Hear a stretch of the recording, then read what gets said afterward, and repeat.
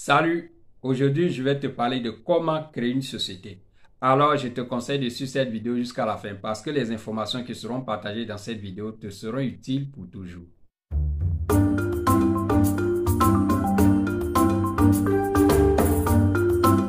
Comme promis, je vais partir d'un fait général qui va te permettre de comprendre les idées développées dans la suite de la vidéo. Pour mettre en place une société, il faut plusieurs idées. C'est la conception de l'idée. La conception de l'idée est identique à n'importe quel autre organisme vivant.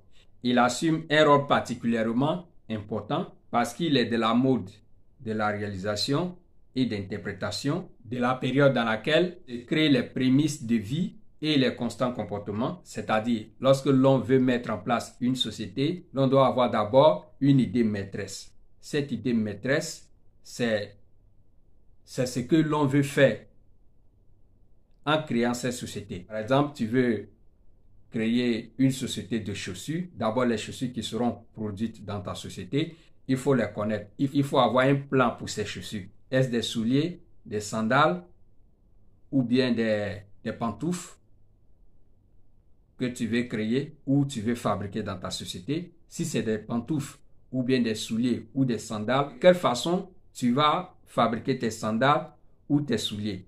Alors c'est cela qui constitue l'idée maîtresse de la société que l'on veut créer. En effet, les solutions que l'on prévoit constituent l'ADN et le business plan de la société. Chez les Anglais, on appelle ça business plan. C'est-à-dire, la société n'est pas encore née, mais il y a déjà un plan sur lequel l'on doit marcher afin de réaliser ses idées. Alors, les Anglais l'appellent business plan. Après la phase de la gestation de l'idée, qui est la période plus ou moins longue en réalisation, à la complexité du projet, des réponses qui s'obtiennent par les clients et des réponses qui s'obtiennent par la multiplication des sondages dans le lieu où l'on veut s'installer, se manifeste finalement la naissance de la société. Toutefois, l'on peut rêver à une similaire conclusion de la société seulement avec la venue de la reconnaissance juridique à travers l'inscription de la société dans le registre de commerce pour obtenir un code qui lui permettra d'opérer légalement sur le territoire où il veut s'installer. C'est-à-dire avant la naissance de la société, l'on doit faire enregistrer sa société auprès des autorités locales pour obtenir un code TVA, c'est-à-dire un code qui va lui permettre de payer les taxes, les impôts et autres. Ici, je ne parle pas seulement que des Africains, mais je parle de la création de la société, quel que soit le lieu où l'on se trouve, c'est-à-dire la création de n'importe quelle société au monde. Mais je vais en profiter pour attirer l'attention de certains peuples, c'est-à-dire le peuple africain. La plupart des pays africains, quand l'on va dans les pays africains, nous voyons une désorganisation au plan industriel. C'est-à-dire, vous allez voir les PME qui se contentent de payer les taxes, c'est-à-dire les taxes de mairie, les 200, 100 francs par-ci par-là. Mais qui n'aiment pas vraiment aller faire enregistrer leur société auprès des autorités compétentes. Un bon matin, vous allez voir l'État ou bien le gouvernement en place se lève pour venir casser le marché et il pleure le fait qu'on est venu casser le marché et on ne les a pas dédommagés. Mais tu as opéré de manière illégale. Ta société n'est pas connue. C'est vrai que tu payais les 200, les 100 francs pour la mairie. Mais ce n'est pas tout. Parce que dans la société, quand tu payes les taxes, c'est sur chaque marchandise. Maintenant, à part ça, ta société doit payer aussi les impôts. Parce que les taxes sont différentes des impôts. Ta société doit payer les impôts. Ta société doit se faire connaître. Si ta société est connue, qu'on est venu la casser de cette façon, tu pourras contester auprès des autorités compétentes avec un ou des avocats, parce que non seulement ta société est connue, de deux, tu payes les taxes, trois, tu payes les impôts et tu as des employés. Alors, tu auras gain de cause obligatoirement. Je me rappelle bien en 2008, c'était au cas de couille, c'est pas à Trècheville, qui avait pris feu. Mais qu'est-ce que le gouvernement qui était en place en ce moment-là avait dit? Le gouvernement avait promis de rembourser tout ce qui était parti en feu. Tout simplement parce que Cadeco est une société qui est reconnue dans le registre de commerce. Donc c'est normal. C'est normal que l'État rembourse ce qui était parti en feu. Si nous voulons vraiment donner un coup de main à nos différents États en Afrique, comme c'est pas seulement en Afrique, tous les autres pays du monde, quelle que soit la taille de ce que nous faisons, nous devons nous faire enregistrer dans le registre de commerce pour avoir un code qui nous permet d'opérer légalement, afin que si un problème surgit demain, nous puissions utiliser ce code-là pour protester auprès des autorités compétentes. Je vais prendre un peu l'exemple de l'Italie. L'Italie n'a pas trop de grandes sociétés. C'est vrai qu'ils ont Dolce Gabbana, ils ont Gucci, c'est vrai. Les sociétés renommées, les Italiens n'ont pas trop ça. Pourtant, on dit l'Italie est basée sur le travail. De même, la Côte d'Ivoire est basée sur l'agriculture. L'Italie, alors chaque citoyen a le droit d'avoir du boulot. C'est écrit dans leur constitution. Et c'est l'article 1 de la constitution italienne qui prévoit ça. Les Italiens, ils n'ont pas de grandes sociétés. Et ils sont basés sur les PME. Ils ont plus de 4 millions de sociétés ici en Italie. Et les PME sont les plus nombreuses.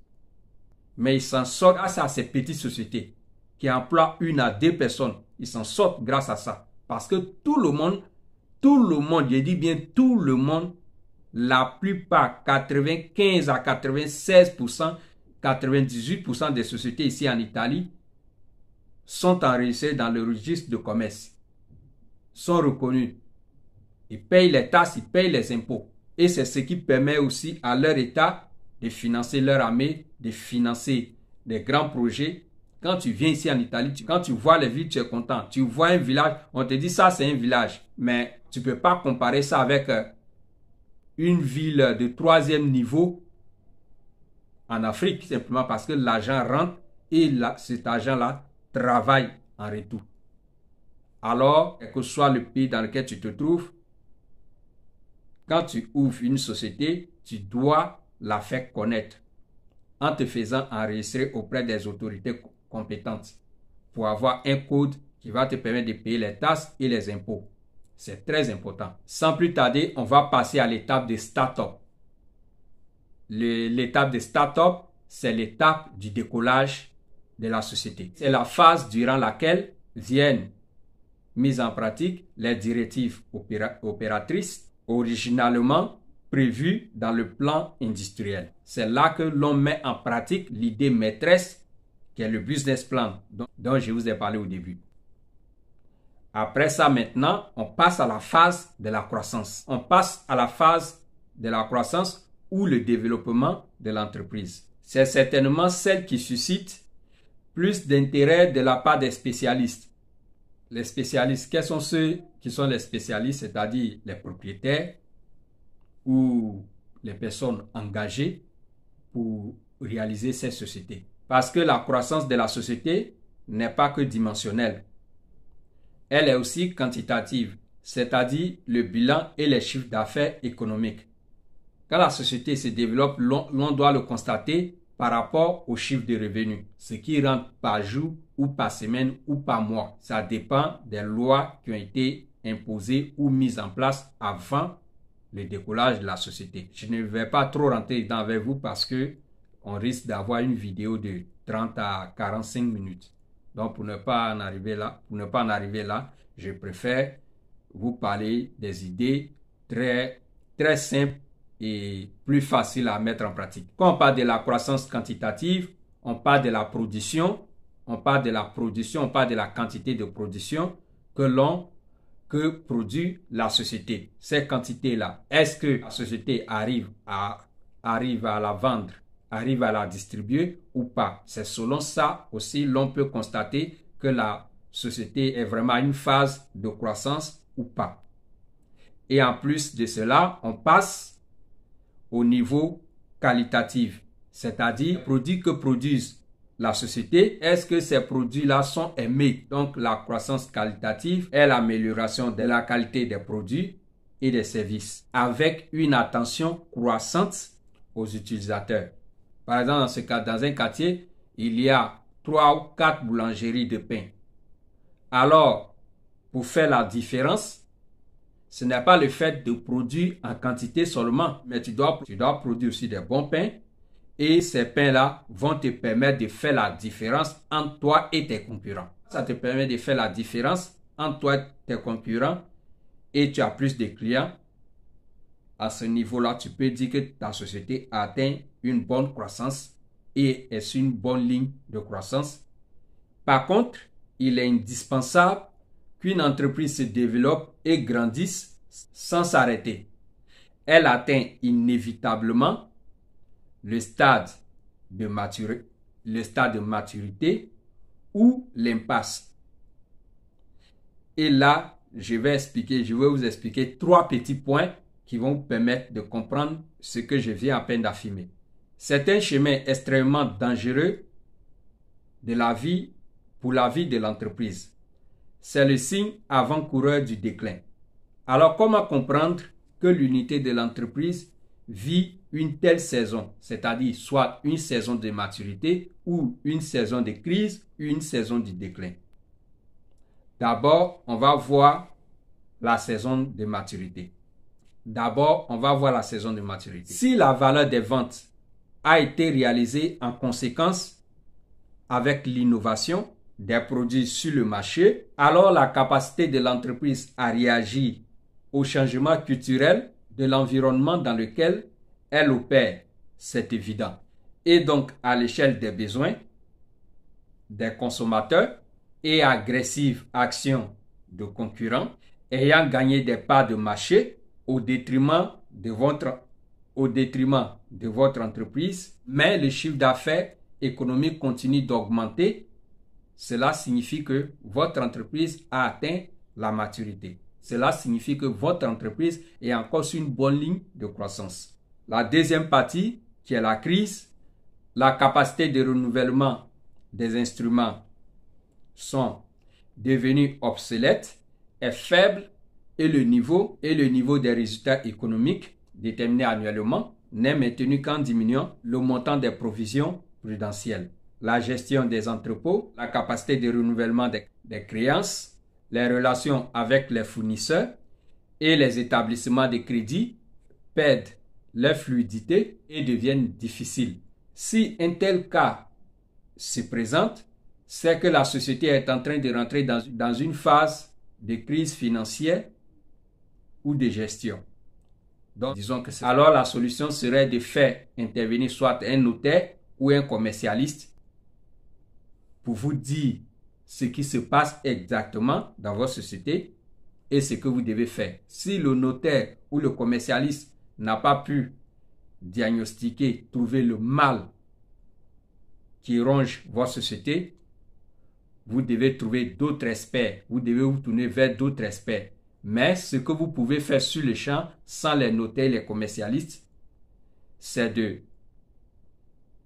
soit améliorer votre personnel de travail ou vos gestionnaires ou les services qui vous permettent de distribuer vos produits aux clients, aux grossistes comme aux détaillants. Ça, ce sont les premières solutions que vous pouvez appliquer pour essayer de stabiliser la situation, non seulement à l'intérieur de votre société et aussi à l'extérieur. Parce que une société n'est pas constituée seulement intérieurement, mais aussi extérieurement. Parce que quand vous produisez les produits, ceux qui apprécient les produits, ceux qui apportent les marques, leur vie, ce sont les clients. Donc, la société ne fonctionne pas seulement qu'intérieurement, mais aussi extérieurement. C'est 2 points sur lesquels il y a aussi des choses à expliquer, mais je le dis tout le temps, je ne vais pas faire une longue vidéo. Je préfère toucher ces points-là et aller de l'avant. Et la troisième phase, c'est le déclin. Vous êtes dans le déclin.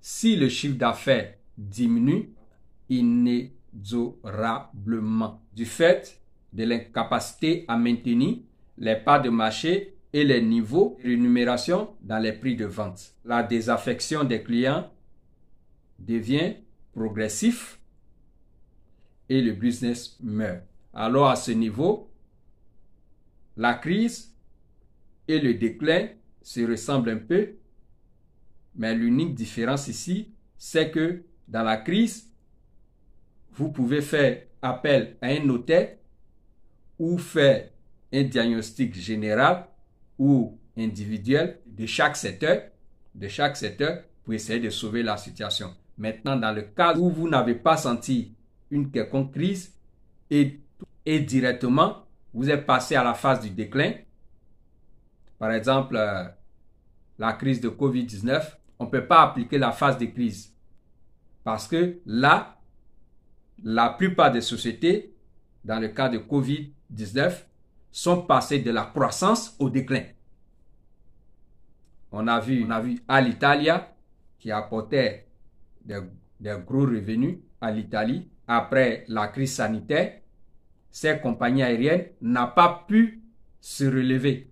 Alitalia est tombé. Dans ce cas, l'on ne peut pas dire qu'ils sont passés de la maturité ou de la croissance à la crise et de la crise au déclin. Non. Ils sont passés directement de la croissance au déclin. Je l'ai utilisé juste à titre d'exemple. Sinon, ce n'est pas pour vous donner les informations. Alors, si cette vidéo t'a plu, n'hésite pas de t'abonner à ma chaîne Yapokoji, de donner ton point de vue, de la liker et de partager. Sur ce, je te dis ciao.